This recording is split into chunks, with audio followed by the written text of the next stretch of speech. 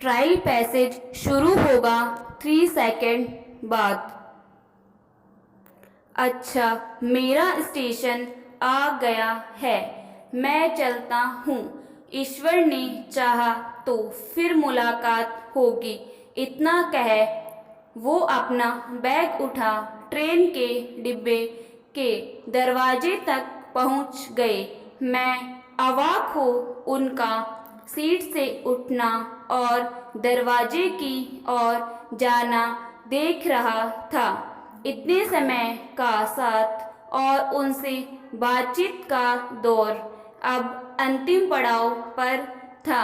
रेलगाड़ी की रफ्तार धीरे धीरे कम होती गई और वारंगल स्टेशन का प्लेटफॉर्म आ गया।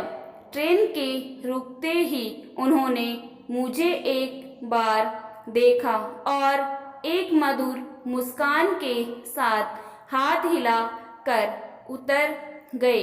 मेरी नज़र उनका पीछा करती रही, पर कुछ ही क्षण में वो मेरी आँखों से ओझल हो गए।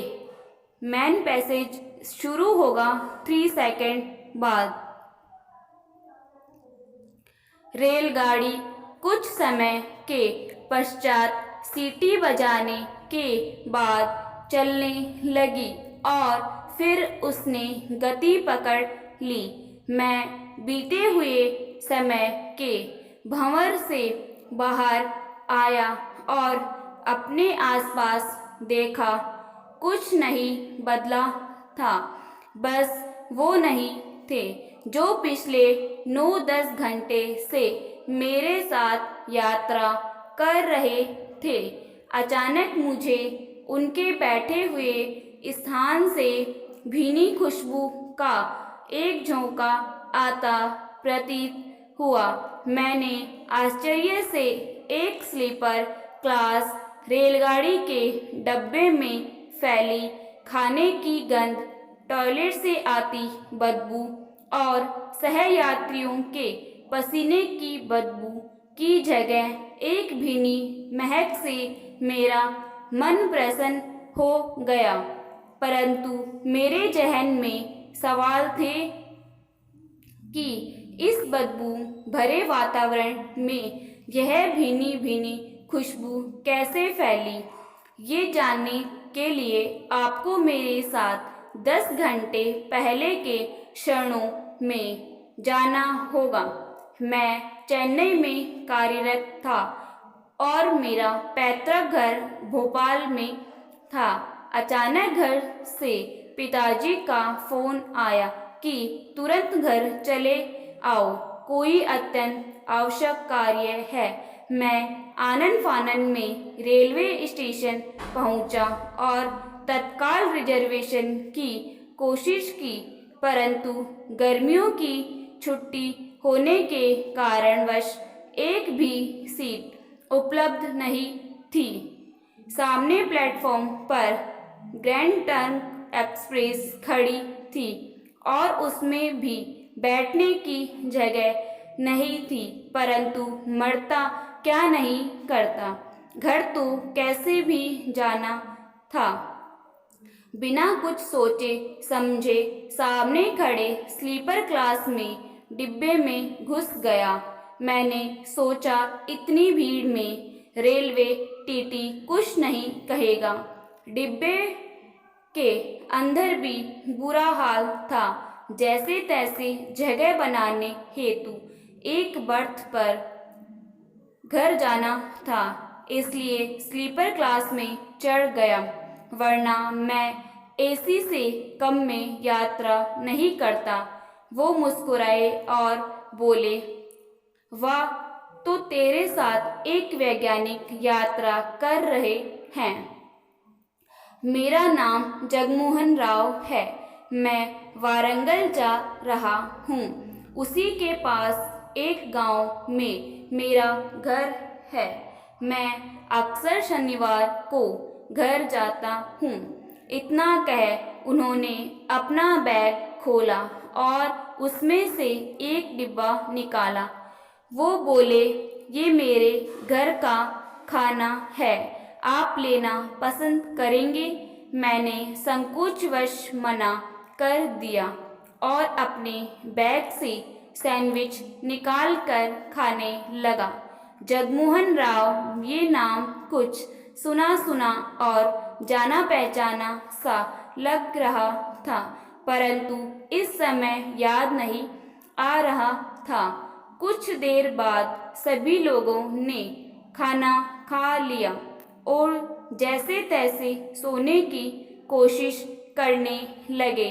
हमारी बर्थ के सामने एक परिवार बैठा था, जिसमें एक पिता, माता और 2 बच्चे थे। उन लोगों ने भी खाना खाकर बिस्तर लगा लिए और सोने लगे। मैं बर्थ के पैताने में उकड़ू बैठकर अपने मोबाइल में गेम खेलने लगा। रेलगाड़ी तेज रफ्तार से चल रही थी। अचानक मैंने देखा कि सामने वाली बर्थ पर 55 से 57 साल के जो सज्जन लेटे थे, वो अपनी बर्थ पर तड़पने लगे और उनके मुंह से झाग निकलने लगा। उनका परिवार भी घबरा कर उठ गया और उन्हें पानी पिलाने लगा, परंतु वो कुछ भी बोलने की स्थिति में नहीं थे। मैंने देखा और उनका सीना दबा दबा कर मुंह पर अपना रुमाल लगा कर अपने मुंह से सांस देने लगे। कुछ मिनट तक सीपीआर देने के बाद मैंने देखा कि रोगी सहयात्री का तड़पना कम हो गया। जगमोहन राव जी ने अपने सूटकेस में से कुछ और गोलियां निकाली और परिवार के बेटे से बोले, बेटा, ये बात सुनकर घबराना नहीं। आपके पापा को मैसिव घात आया था। पहले उनकी जान को खतरा था, परंतु मैंने इंजेक्शन दे दिया है और ये दवाइयाँ उन्हें दे देना। उनका बेटा आश्चर्य से बोला, पर आप कौन हो? वो बोले, मैं एक डॉक्टर हूँ। मैं इनकी केस हिस्ट्री और दवाइयाँ लिख देता हूँ। अगले स्टेशन पर उतरकर आप लोग इन्हें अच्छे अस्पताल ले जाइएगा। उन्होंने अपने बैग से एक लेटर पैड निकाला और जैसे ही मैंने उस लेटर पैड का हेडिंग पढ़ा, मेरी याददाश्त वापस आ गई। उस पर छपा था, डॉक्टर जगमोहन राव, हृदय रोग विशेषज्ञ, अपोलो अस्पताल, चेन्नई। अब तक मुझे भी याद आ गया कि कुछ दिन पूर्व मैं जब अपने पिता को चेकअप के लिए अपोलो अस्पताल ले गया था, वहाँ मैंने डॉक्टर जगमोहन राव के बारे में सुना था। वो अस्पताल के सबसे वरिष्ठ, विशेष, प्रतिभाशाली हृदय रोग विशेषज्ञ थे। उनका अपॉइंटमेंट लेने के लिए महीनों का समय लगता था। मैंने आश्चर्य से उन्हें देख रहा था। एक इतना बड़ा डॉक्टर स्लीपर क्लास में यात्रा कर रहा था और मैं एक छोटा सा तृतीय श्रेणी वैज्ञानिक घमंड से एसी में चलने की बात कर रहा था, और ये इतने बड़े आदमी इतने साम्राज्य ढंग से पेश आ रहे थे। इतने में अगला स्टेशन आ गया और वो हृदयाघात से पीड़ित बुजुर्ग एवं उनका परिवार टीटी एवं स्टेशन पर बुलवाई गई मेडिकल मदद से उतर गया। रेल वापस चलने लगी। मैंने उत्सुकतावश उनसे पूछा, डॉक्टर साहब, आप तो आराम से एसी में यात्रा कर सकते थे, फिर स्लीपर में क्यों?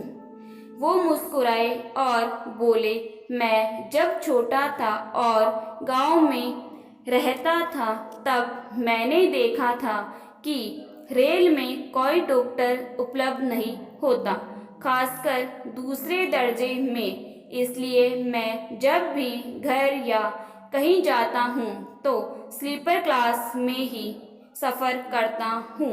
न जाने कब किसे मेरी ज़रूरत पड़ जाए। मैंने डॉक्टरी मेरे जैसे लोगों की सेवा के लिए ही की थी। हमारी पढ़ाई का क्या फ़ायदा यदि हम किसी के काम न आ पाएं। इनके बाद सफ़र उनसे यूं ही बातें करते बीतने लगा। सुबह के 4 बज गए थे। वारंगल आने वाला था। वो यूं ही मुस्कुरा कर लोगों का दर्द बांटकर गुमनाम तरीके से मानव सेवा कर अपने गांव की ओर निकल लिए और मैं उनके बैठे हुए स्थान से आती हुई खुशबू का आनंद लेते हुए अपनी बाकी यात्रा पूरी करने लगा।